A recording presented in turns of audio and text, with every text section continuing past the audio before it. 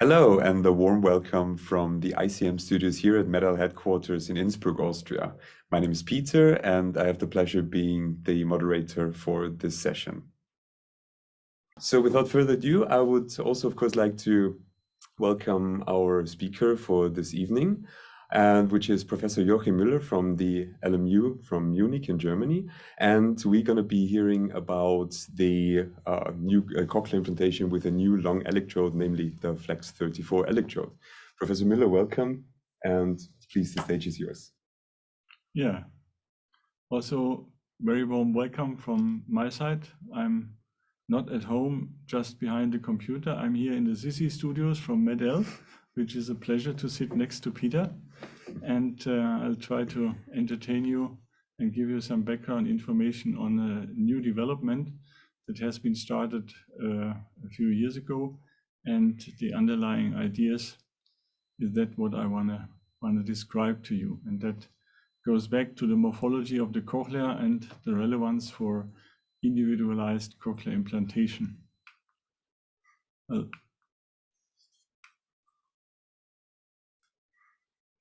The morphology of the cochlea was since ever of relevance for the cochlear implant surgeons, either if it's touching the aspect of malformation, deep insertion. The topic was in the late 90s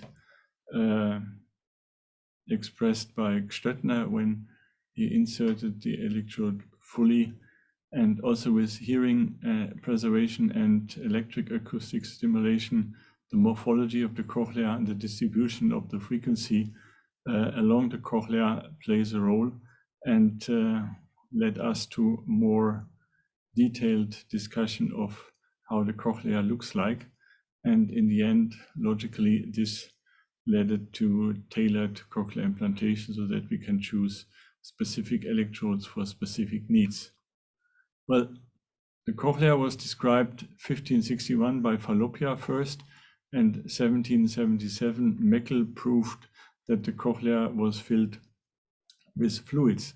This is also a slide that I've shown last week in Dubai, and thank God Meckel was working in Germany, in Jena, and in a night when it was very cold, his specimen was frozen and broken, and thus he discovered that the cochlea was filled with fluid. So people in Dubai would have never discovered that the cochlea is filled with fluid.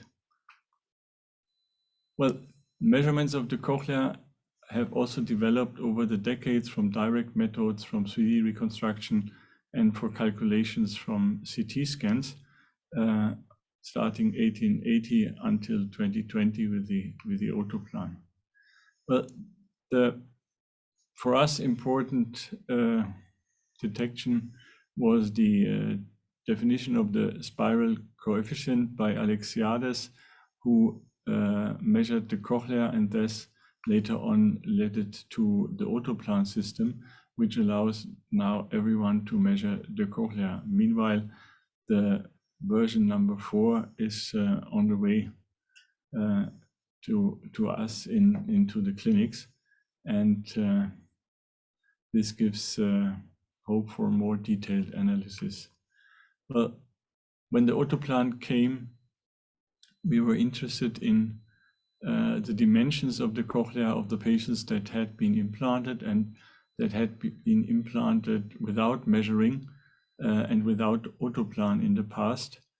And thus we tried to apply Otoplan to the old CT scans to see how long or how short have the cochleae been that has been fitted with a 28 or 31 electrode. And the reason for that is that if we look at Hardy's well-known measurements of the cochlear duct length, then there is beyond 32 millimeters quite a number of patients that have long cochlea. And for this, if we on the one hand try to mimic shorter cochleas, should be a long electrode available to achieve a similar cochlear coverage, to achieve a better tonotopic mapping with the electrical stimulation. And of course, we were interested how applicable is the software.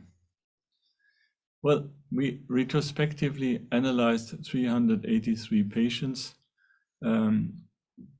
Flex 28 Flex Soft, and 9 custom-made Flex 34 patients, which were chosen for patients on request who had a long cochlea. Malformations were included, preoperative CTs were downloaded, and CDL was measured using Otoplan version 2. 2 investigators calculated the values, and the results will be presented in a minute. Well, the first disappointing point was that the download of old CTs from radiology archives took time and cooperation, and sometimes is impossible to get the data out for further processing. DICOM extraction and the CT resolution of the older CT scan have been shown to be bad. So in the end up, starting with a large patient population, we ended up with a relatively small number of patients that we analyzed. And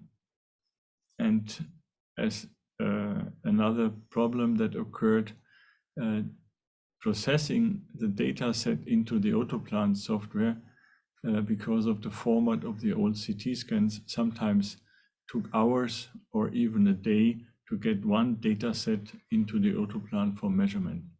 So the co-workers who did this, Lisa and Frau Spiegel, had to be very patient, but in the end, they succeeded.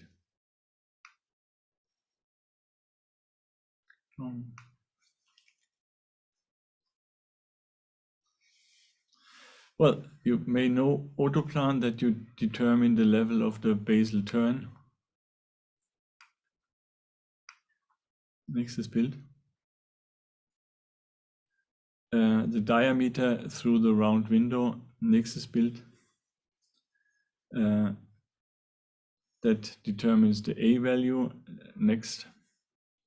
Then the diameter perpendicular to that determines the B value. Next. And the height.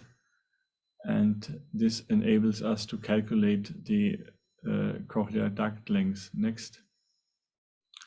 Well, there was no significant difference between the cochleae that received a Flex 28 or a Flex Soft, and this makes sense because Flex 28 was chosen because of residual hearing preservation, and thus it was chosen to be a little bit shorter. And Flex 34 was significantly longer because these had been chosen because they had a long cochlea. Next. Well, the same is seen in the comparison of the A value. There was a significant difference compared to Flex 34, but not in between Flex 28 and Flex Soft. Next. Thus, if we speculate a little bit about the cochlea, if a cochlea has 2.5 turns, that means 900 degrees. 2 turns would compare 720 degrees.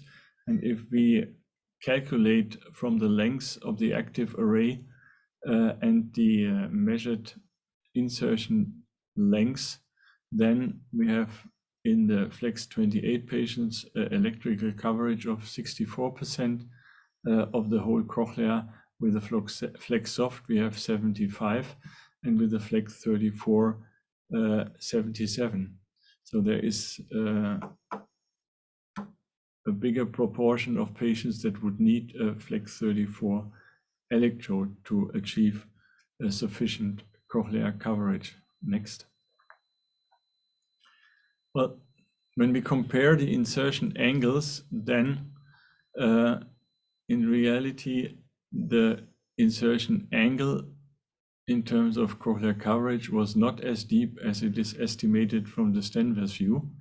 But however, this is also known for decades because in Stenvers view, the determination of the entrance through the round window is difficult to determine, and this brings an error into the assessment. But when you analyze the standard view visually, then the real data showed that the insertion, in fact, was shorter than expected. And if we speculate that a normal cochlear with 36 millimeter is served with a flex 34 with a 29 millimeter active array, that would, if you calculate it down and assume that the cochlea has 900 degrees, would end up with an ideal angle of 720 degrees. That means 2 turns. Well, next slide. If we give a snapshot in the audiologic results, which had a mismatch because the integration of the old database into the new Infoforce-based database has also problems of data migration. But in the end, we have a large standard deviation for the flex subgroup, which represents the variability in outcome for nearly completely deaf patients. However, in the speech test in noise, the long electrodes did better than the a little bit shorter ones. Next. But as it was shown in the line broadcast unofficially in 2018, electrode insertion is possible, and this is a video which we hopefully can start now that shows you how the electrode insertion is done. And the preconditions are the same as in every cochlear implantation. We need a large open facial recess with a nice skeletized facial nerve in the fallopian canal. We used to fill the tympanic cavity with prednisolone, and then we slice the exposed round window.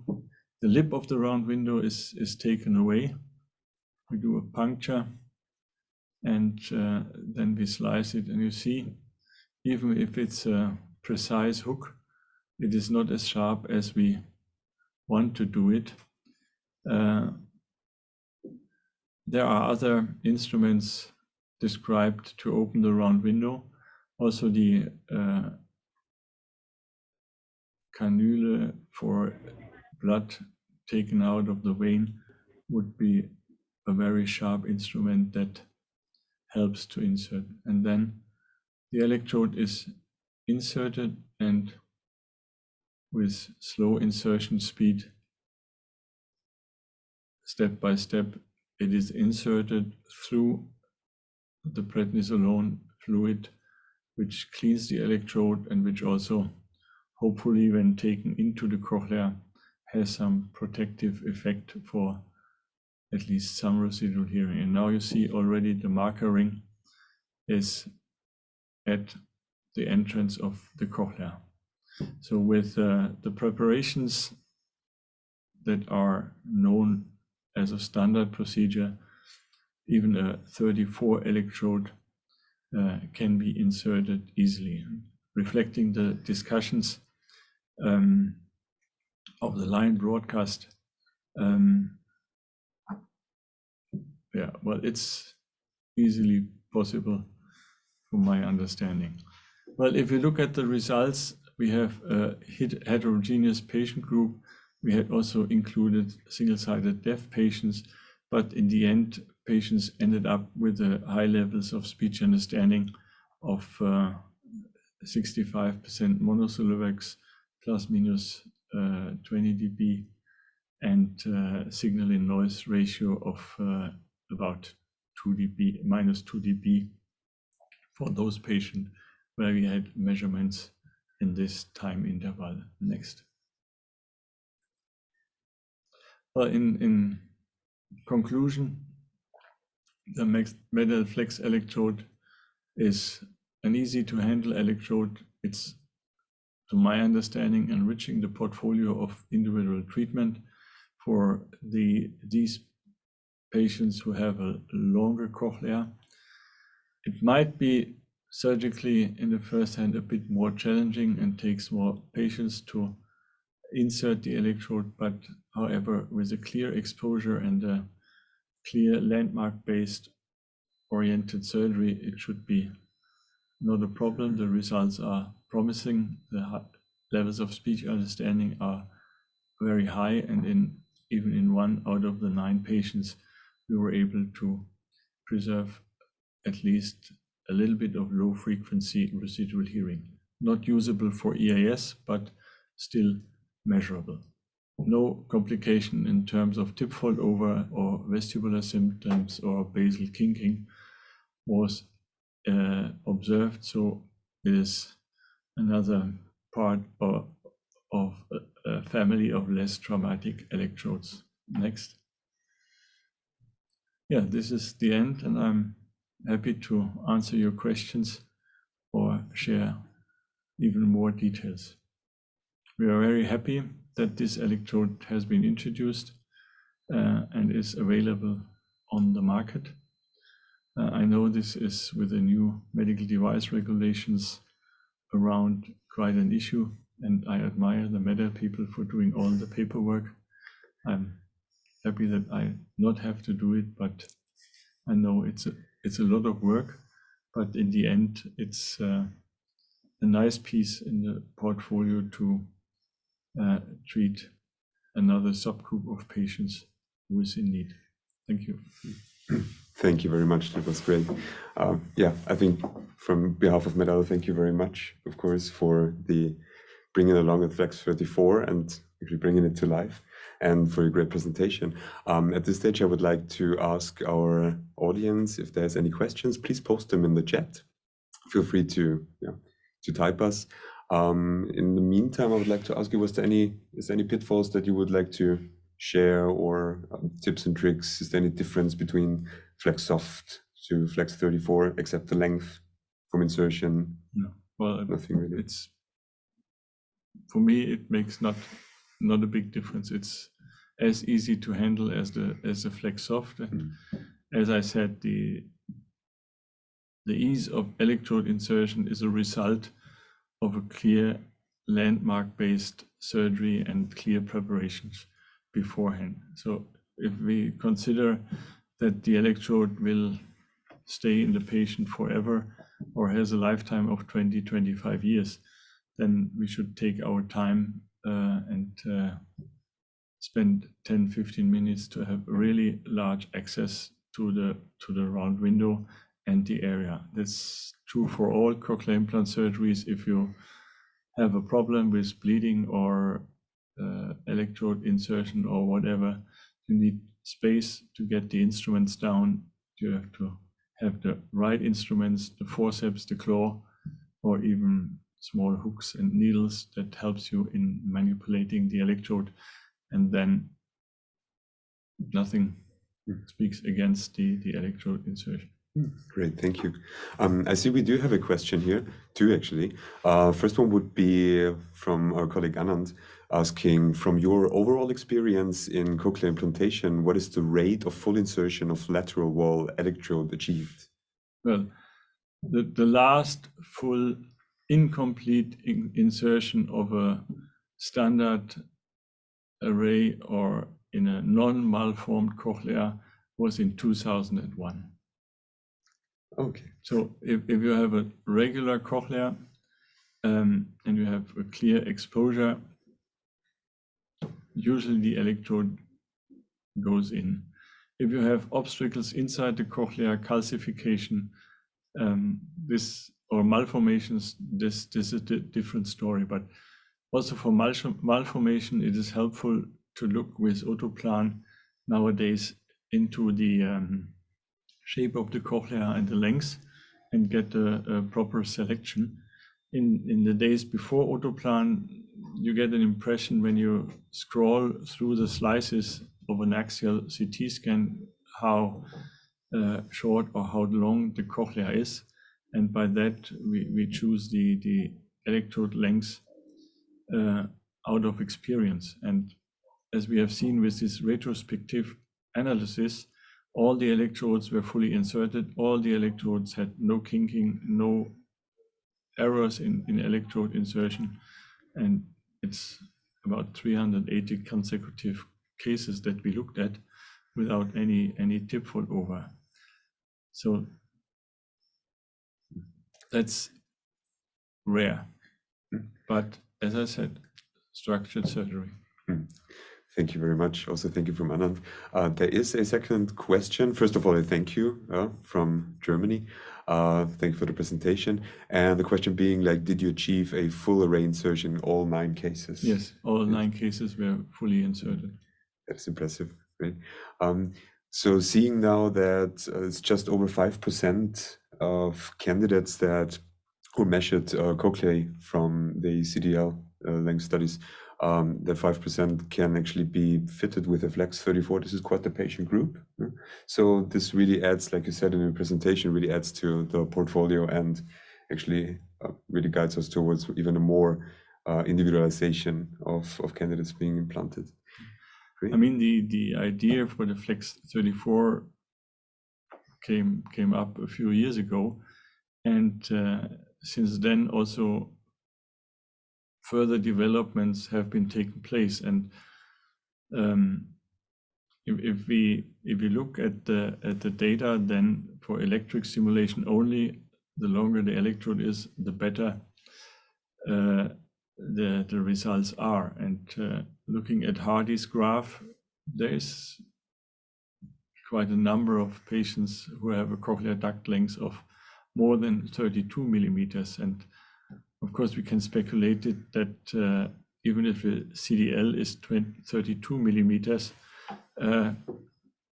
this would fit with the Flex 34 because the active array is 30 millimeters. So we have more possibilities to choose the proper length of the electric stimulation array according to what Otoplan and Greenwood function would say to us. And with the recent developments of anatomy-based fitting, this may turn out to be even more important, that pre-operatively the post-operative situation and the fitting according to